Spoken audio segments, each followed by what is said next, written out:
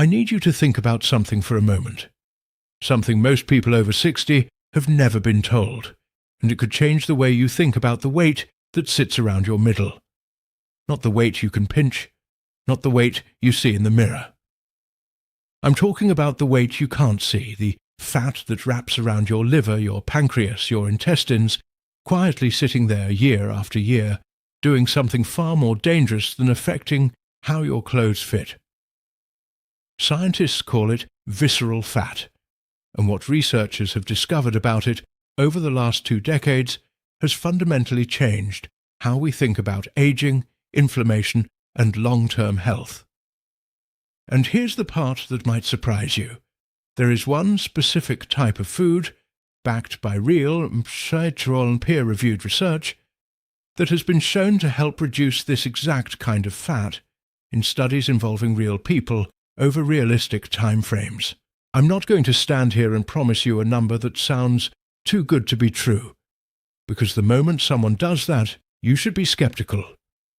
What I am going to do is walk you through the actual science, the actual mechanisms, and the actual results that real people have experienced, because I think the truth is powerful enough on its own.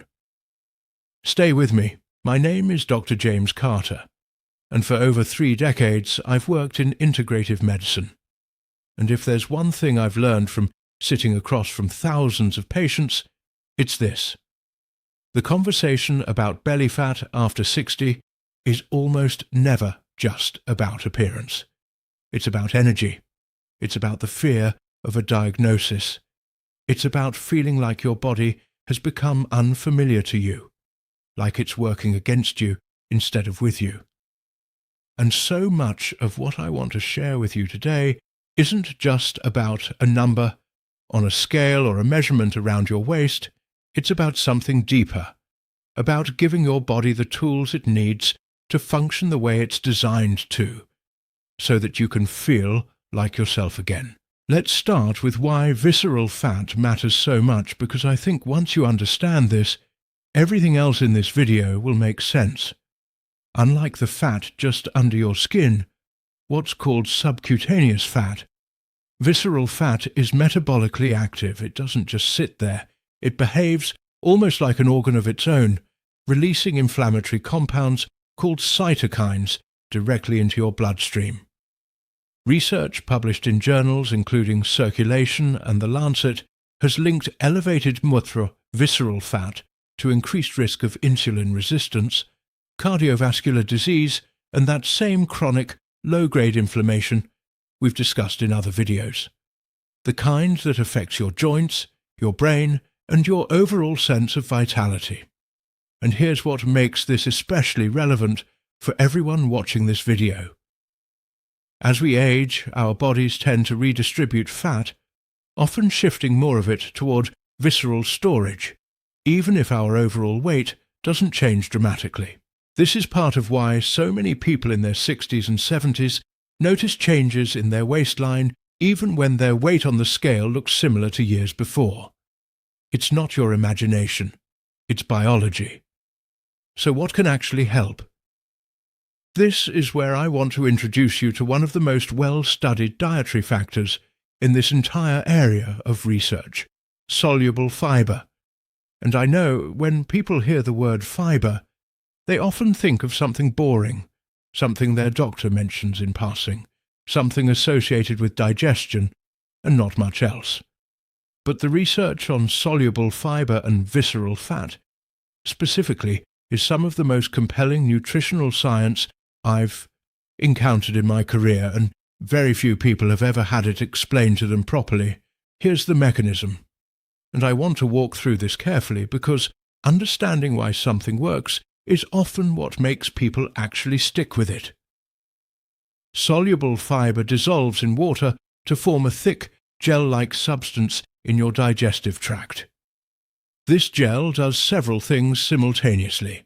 First, it slows the rate at which food leaves your stomach, which helps you feel fuller for longer and can naturally reduce overall calorie intake without the kind of willpower battle that so many diets demand.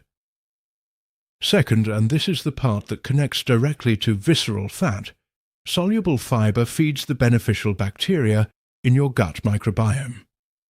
When these bacteria break down soluble fiber, they produce compounds called short-chain fatty acids, particularly one called butyrate.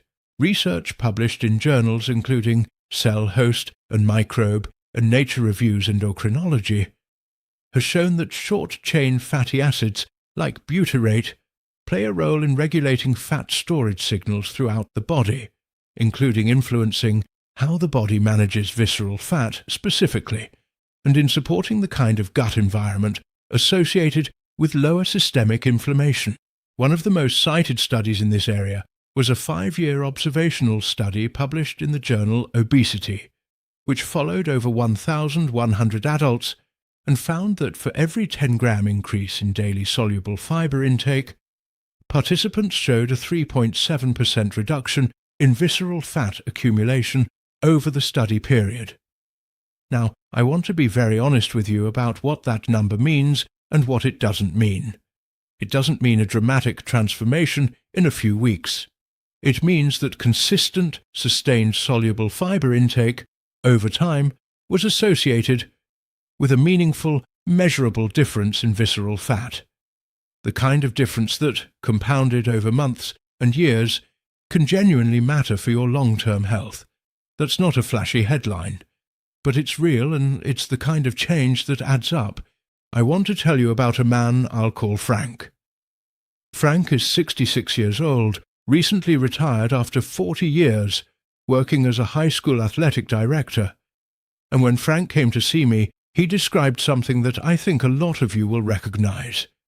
He said, "I've been active my whole life, and suddenly my body doesn't look like it belongs to the guy who's been doing the same routine for decades." Frank's doctor had flagged some early markers: slightly elevated blood sugar, a waist measurement that had crept up despite his weight. Staying relatively stable, we talked about his diet, and one of the biggest gaps was that Frank, like so many people, was getting very little soluble fiber day to day.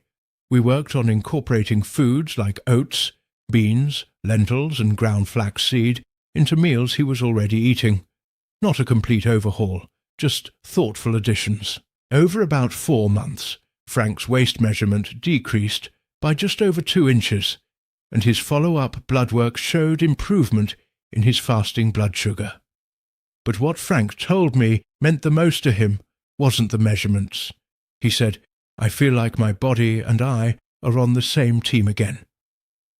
That sense of partnership with your own body, instead of feeling like you're fighting it, is something I see again and again with patients who make these kinds of sustainable changes.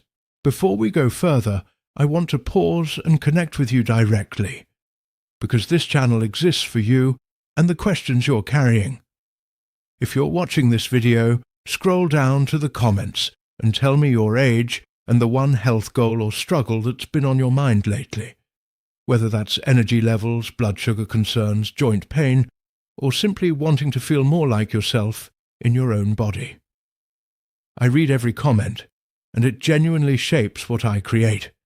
And if this video is giving you something valuable, please take a moment to hit that like button and subscribe if you haven't already. Because in just a moment, I'm going to share a specific food that I consider one of the most underrated sources of soluble fiber available, something almost nobody talks about in this context, and it could be the easiest addition to your routine that you've never considered. Stay with me. Now, I want to tell you about a woman I'll call Carol. Carol is 71 years old, a retired nurse from Wisconsin, and Carol's story is a little different because Carol had been managing type 2 diabetes for almost 15 years. Her doctor had been gently encouraging dietary changes for years, but Carol told me she'd always felt overwhelmed by conflicting advice. One expert saying cut carbs entirely, another saying focus on portion sizes, another recommending specific supplements. What Carol and I focused on was something simple and specific: increasing her soluble fiber intake through whole foods, alongside her existing diabetes management plan, which she never altered without her doctor's involvement.